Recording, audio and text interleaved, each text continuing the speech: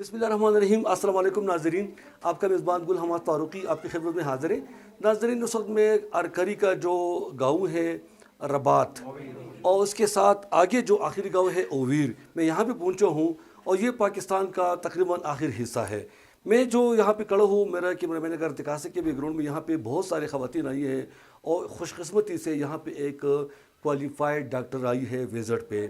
चूँकि ये doctor Mir Afzal Tajik साहब है यहाँ पे मुकामी, और उन्होंने यहाँ से पाला पूला यहाँ पे तालीम हासिल किया और फिर खुशकिस्मती से वो कनाडा गया और उसने PhD किया और अल्लाह ने उसको एक अच्छा मुकाम पहुँचाया। तो उसने ये किया कि यहाँ पे वॉलंटियरली उन्होंने ज़मीन कलेक्ट करके डोनेशन बेस पे और यहाँ पे एक बिल्डिंग बना दिया।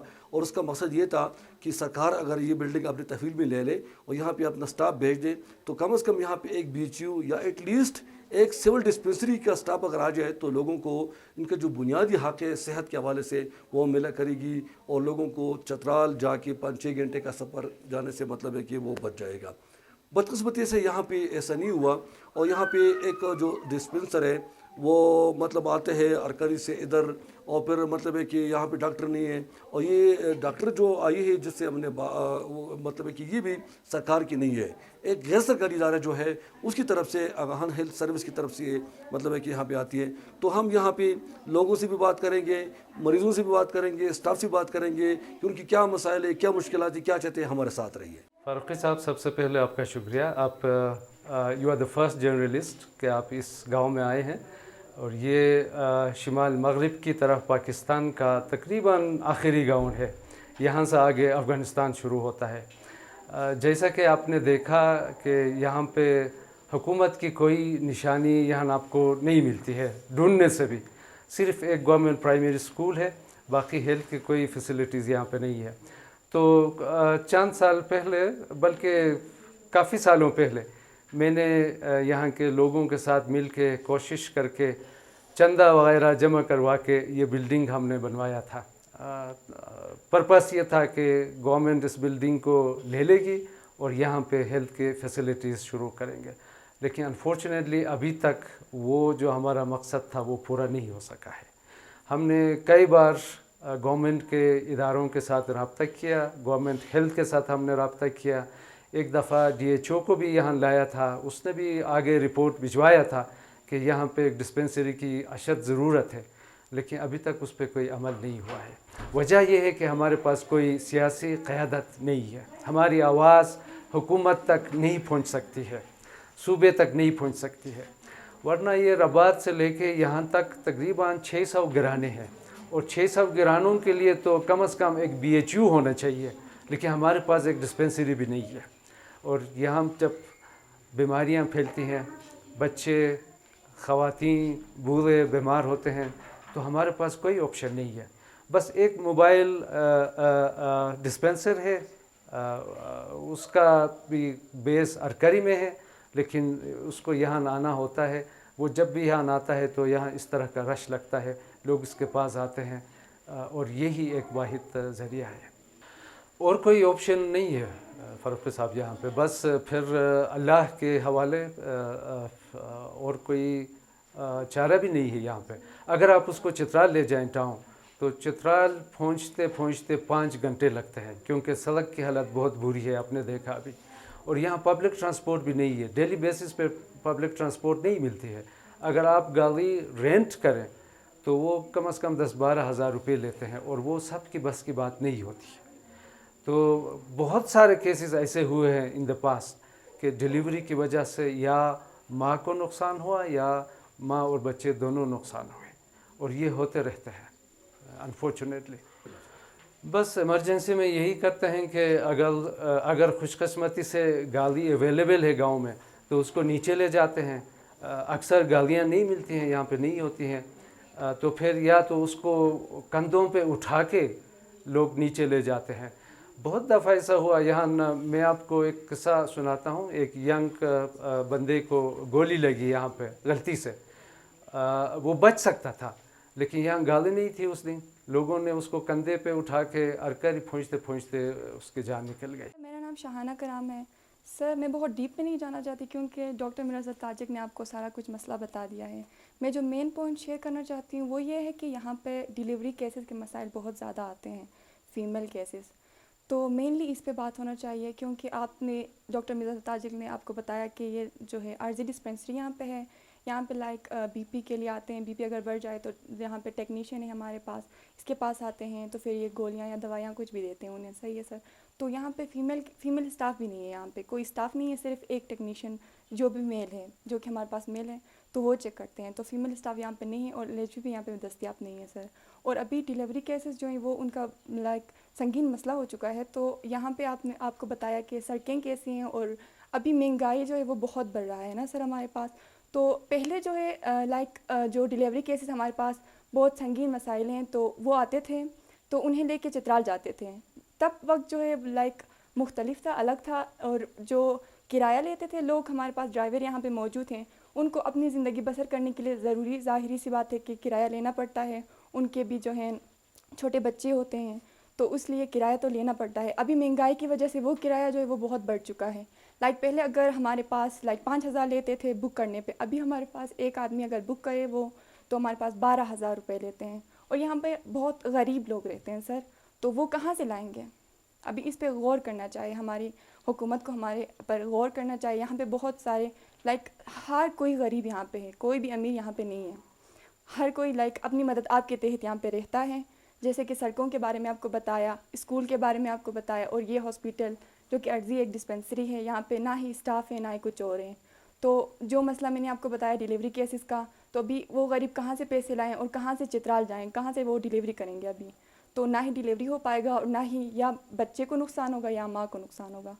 تو اس پہ میں یہ کہنا چاہوں گی کہ ہماری حکومت جو ہے اس پہ غور و فکر کرے, اور ہمارے لیے اسٹاف یا پھر کوئی ایسا, یہ ہاسپیٹل ہے سر نے بنایا ہے یہ ڈاکٹر مرزا تاجک نے, تو یہ ہمارے پاس موجود ہے, یہاں پہ اسٹاف جو ہے تعینات کریں. وہ ہمیں حکومت سے یہ گزارش ہے.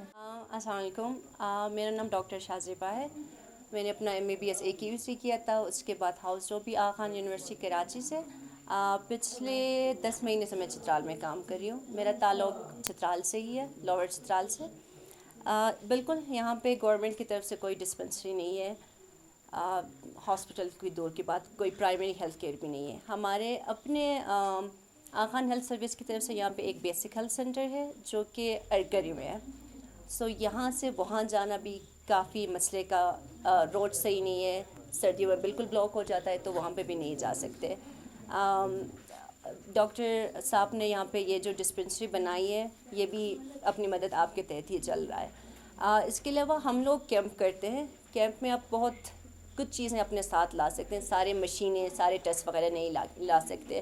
اور کیمپ بھی ہم زیادہ تر گرمیوں میں کر سکتے ہیں کیونکہ سردیوں میں برف باری, لینڈ سلائڈنگ, ان سب کی وجہ سے راستے بلاک ہو جاتے ہیں. ایون ابھی بھی لاسٹ منتھ ہم نہیں آ پائے تھے کیونکہ فلڈنگ ہوئی تھی جس کی وجہ سے سارے روڈ بلاک ہو گئے تھے. تو یہ سارا کچھ آج ہم آئے ہیں. تو ہمارا آج کا کیمپ کا جو مین مقصد ہے, ہم کر رہے ہیں کلینکل بریسٹ ایگزام, جس میں آپ معائنہ کرتے ہیں کہ کسی کو چھاتی کا کینسر ہونے کا خدشہ تو نہیں ہے. یہ ہر خاتون کا ہونا چاہیے.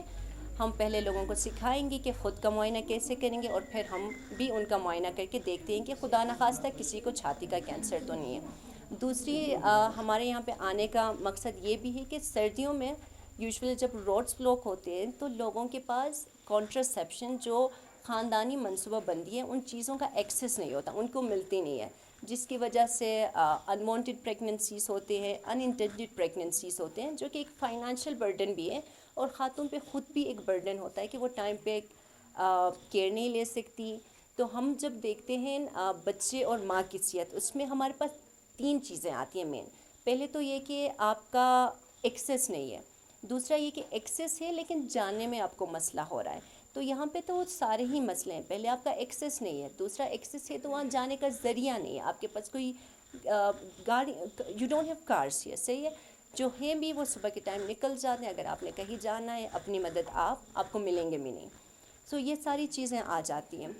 اور انوانٹیڈ پریگننسیز ہیں تو اور بھی مسئلے ہیں, جس میں آپ کا اینٹی نیٹل کیئر, بچہ جب پیٹ میں ہوتا ہے اس کی جو سارا دیکھنا ہوتا ہے, الٹرا ساؤنڈ دیکھنا ہوتا ہے, اس کو سارے ملٹی وائٹامنس دینے ہوتے ہیں, کچھ بھی نہیں ملتا, جس کی وجہ سے جب بچہ پیدا ہوتا ہے امی کی صحت پہ اثر ہوتا ہے. بچہ جب ہوتا ہے وہ بھی انڈر ویٹ ہوتا ہے کہ اس کا وزن کم ہوتا ہے, اس کے بعد اور بھی ڈھیر سارے مسئلے آ جاتے ہیں اس کے نشو و نما میں. اور جیسے ہم سب جانتے ہیں کہ پچھلے جب سے بچہ کنسیو ہوا ہے تب سے لے کے شروع کے 5 سال بہت زیادہ اہم ہے اس کے ذہنی نشو و نما کے لیے, اس کے جسمانی کے لیے. یہاں پہ وہ سب نہیں ہے. الٹرا ساؤنڈ بھی اگر ہم لے کے آتے ہیں تو وہ بھی ہوتا ہے آپ کا مہینے میں 1 بار, 2 مہینے میں 1 بار, اور وہ بھی ہم روڈ پہ ڈپینڈ کرتا ہے کہ کتنا ہمارا ایکسیس ہے. آج ہم آئے ہیں تو ہم ایک نیا انیشیٹو اسٹارٹ کریں جو کہ کانٹراسیپٹیو امپلانٹس ہیں. کانٹراسیپٹیو امپلانٹ 5 سال تک کے لیے منصوبہ بندی فراہم کرتا ہے. ہم کوشش کریں گے کہ نیکسٹ منتھ آ کے وہ لوگوں کو دے تاکہ یہ جو انوانٹیڈ پریگننسیز ہے یا پھر فرٹیلیٹی ریٹ ہے, ان چیزوں کو ہم قابو میں لا سکیں. اور آج کلینکل بریسٹ ایگزام کریں گے. اس کے علاوہ ہم مینٹل ہیلتھ پہ فوکس کر رہے ہیں کہ ان لوگوں کو ٹریس آؤٹ کر سکیں جن کو یہ سارے مسئلے ہیں, ڈپریشن ہو گیا, کسی کو انزائٹی ہے یا دوسری چیزیں ہیں, اس کے بارے میں ہم ایجوکیٹ کریں گے اور کب اور کیسے جا کے انہوں نے ایکسیس کرنی ہے. اس کے علاوہ آج آ کے جو میں نے نوٹ کیا ہے یہاں پہ سب کو پیٹ کا مسئلہ ہوا ہے, ڈائریا ہوا ہے, خاص کر بچوں کی طبیعت بہت خراب ہے کیونکہ فلڈنگ کی وجہ سے آپ کے پاس صاف پانی بھی نہیں ہے. ہم آئے ہمیں بھی نہیں ملا ہے صاف پانی پینے کے لیے, صبح سے ہم نے بھی پانی نہیں پیا ہے. تو اس کا بھی مسئلہ ہے کیونکہ ایکسیس دوسرا نہیں ہے. فلڈنگ آ گئی, آپ کا سارا کانٹامینیٹ ہو گیا پانی, آپ کے پاس دوسری نہیں ہے, آپ کے پاس نہ کوئی فلٹر ہے, نہ کوئی ایسی جگہ ہے کہ جہاں پہ آپ جا کے ایون لائک بوٹل جو منرل واٹر ہے وہ بھی خرید سکیں, وہ بھی نہیں ہے. جتنا میں نے دیکھا ہے گورنمنٹ کی طرف سے یہاں پہ کچھ بھی نہیں ہے. ایک آپ کا ہیلتھ سینٹر ہے ارکری میں, مین ارکری میں, جو کہ یہاں سے گھنٹہ بائی روڈ بائی کار دور ہے. اگر آپ پیدل جائیں تو اور بھی ہے, جس کی وجہ سے نہ صرف ماں اور بچے بلکہ دوسرے گھر میں جتنے لوگ ہیں ان کی صحت پہ اثر ہوتا ہے اس کا. بسم اللہ الرحمن الرحیم. میں گل اکبر ایز اے میڈیکل ٹیکنیشین یہاں 1994 سے کام کر رہا ہوں. یہ ایریا جو ہے اویر ایریا اور لسٹ, یہ افغان باؤنڈری میں واقع ہے. یہاں بہت سے مسائل ہیں صحت کے, اور بھی میں صرف صحت کے بارے میں آپ کو بتاؤں. باقی انفراسٹرکچر کے بارے میں ڈاکٹر نے خود بتایا. یہاں افغان باؤنڈری میں یہ واقع ہے. یہاں 4000 آبادی ہے, 400 ہاؤس ہولڈ ہے, اور یہاں اکثر خواتین کے ڈیزیز جو ہیں وہ زیادہ ہیں. خاص کر آپ کو بتایا, ایک دفعہ میں خود یہاں ایک ڈیلیوری کا کیس کیا. یہاں روڈ بند تھا, بالکل گلیشر آنے سے روڈ بالکل بلاک تھی. اس وقت ایک ڈیلیوری کیس آیا تو میں خود اس کے گھر جا کر ایک دائی کو اپنے ساتھ لا کر اس کو بتاتے ہوئے اس طرح ایک کیس کو بھی میں ہینڈل کیا تھا. یہ اتنا کمپلیکیٹڈ ایریا ہے. یہاں صحت کے کوئی بھی مسائل یہاں میسر نہیں ہے. خاص کر یہاں بقیت جنرل کیس چترال ارکری وہ جاتے ہیں. یہاں یہ ڈسپینسری کا جو پتہ, یہاں 1994 کو ڈی سی اور ڈی ایچ او نے یہاں وزٹ کیا تھا. تو اس وقت فارغ تھا گھر میں. مجھے بلایا کہ آپ یہاں لوکل ہے, آپ وہاں ایک سال تک میں ایز اے والنٹیئر یہاں کام کیا تھا اس وقت. اس کے بعد مجھے اپائنٹمنٹ کیا. نومبر 1994 سے اب تک یہ ڈسپینسری, یہ بلڈنگ بھی نہیں تھی. ہم جماعت خانے میں ایک چھوٹے سے کمرے میں علاج کرتے تھے. تو میرا افضل تاجر کو میں نے ریکویسٹ کیا کہ یہاں یہی مسئلہ ہے, تو وہاں یہ کچھ ڈونیشن لے کر یہاں کا اس کو قام نے اس زمین کو ڈونیٹ کیا, اور ڈاکٹر نے اس کو بلڈنگ کا اہتمام کیا.